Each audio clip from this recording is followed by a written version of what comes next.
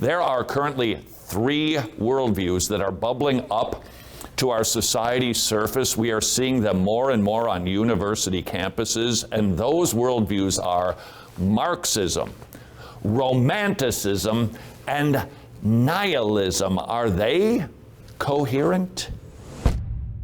Previously, we examined 3 philosophical systems, deism, naturalism, and existentialism, and found them to be inconsistent, incoherent, and untrustworthy. So, the search continues for a solid system to build our identities on. To help us, we're going to go rapid fire through these next few systems, looking at their major claims and if they coherently answer life's biggest questions. Where did I come from? Why am I here? How should I live? How should I deal with failure? And where am I going when I die? If they fail, just one question, we move on. Are you ready? First up in our sprint, Marxism. Do you know anything about Marxism? I should know, I'll be honest. Cultural, political, societal, I don't know. Marxism started as an understanding of people, a philosophical anthropology, and the clashes that we face in different social contexts. He would use the bourgeois and the proletariat to define the clashes between the middle class and the upper class. So when we immediately go to economics, capitalism versus socialism, that's the outworking of believing that the social classes are what define who we are. So at its very core, it was a social anthropology, or it was a philosophy of who we are as people. It's a thing that has been proven to fail, but a lot of people want it to happen again. It's a very deterministic philosophy. That's going to be one of the central flaws of the Marxist philosophy. The reason why it's a flaw is because the problem is located outside of you. Meaning I'm at the mercy of my social classes in that sense. What opportunity is there for change if the classes do not change? So how do we define failure? Well, it's not up to you. So where does innovation go? Where does creativity go? Where does entrepreneurship go? Out the window, because you're waiting on someone else to change the structure in which you can then thrive. And if we're just consistent for half of a millisecond, we recognize that that anthropology isn't consistent. It isn't what you see and experientially could attest to.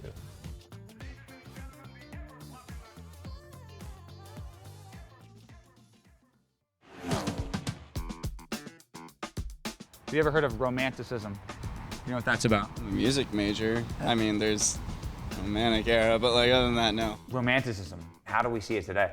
It came from a reaction to the Enlightenment and a pushback against modernity and structure and order, industrialization. And the way that we see it today is on Valentine's Day every year. And I don't mean like romantics, I mean follow your heart, impulsivity, make rash decisions based off of what seems good right now. That's Romanticism. It's the highlighting of naivete, it's the highlighting of spontaneity, it's the highlighting of your feelings and emotions. Are there any major inconsistencies in the way that Romanticism seeks to answer the 5 big questions? If you're consistently following your emotions or feelings or naivete as a virtue, the romantic, to be consistent, couldn't be disingenuous. Follow your heart, go to the beach. Society breaks down if we're all romantics.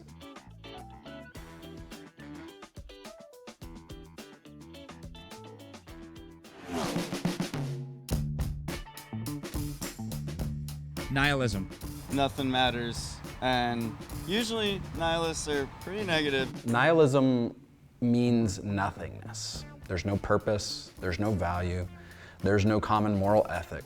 And so we see that today in varying worldviews that express themselves with you decide it. Well, if I can decide that as being purposeless, I'm a nihilist or nihilist. Most people reject nihilism, but nihilism is an outworking of other philosophical systems. I mean, Nietzsche was just being consistent. If you're a naturalist or if you're an existentialist, the nihilism it's right around the corner if you're being epistemologically consistent, because if there is no meaning set forth by someone else, there's no common morality, then that means that purposelessness is just around the corner, that we have nothing and there is nothing.